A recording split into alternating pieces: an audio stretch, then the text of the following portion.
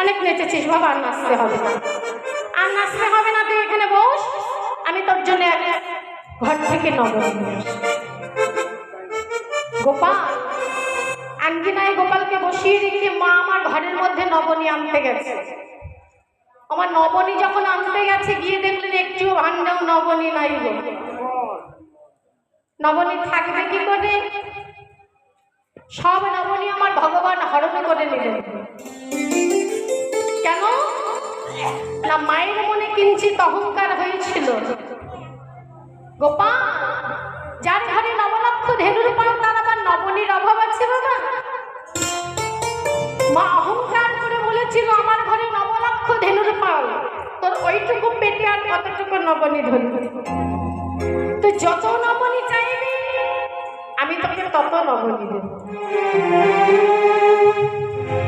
ভগবান সকলে কিছু সইতে পারে না মা, দুটি জিনিস সইতে পারে না।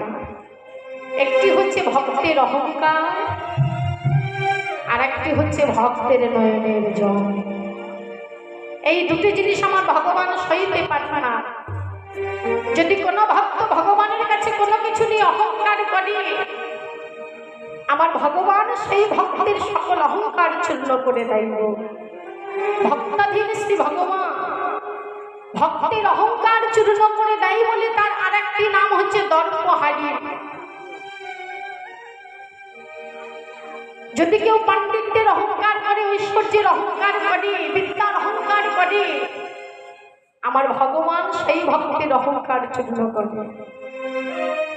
কোনো অহংকার রাখে না গোবিন্দ আমার। বলে পাণ্ডিত্য দিয়ে অহংকার করে ভগবানকে পাওয়া যায় না, ঐশ্বর্য দিয়ে ভগবানকে পাওয়া যায় না গো। ঐশ্বর্য দিয়ে ভগবানকে পাওয়া যায় না। ভগবানকে পেতে গেলে একমাত্র প্রেম আর ভক্তি। প্রেম আর ভক্তি ছাড়া ভগবানকে লাভ করা যায় না। বলে মন কি মনে বর্ণ কুলি, যে কুলি জন্ম হোক না কেন সকলই ভক্তি বলে।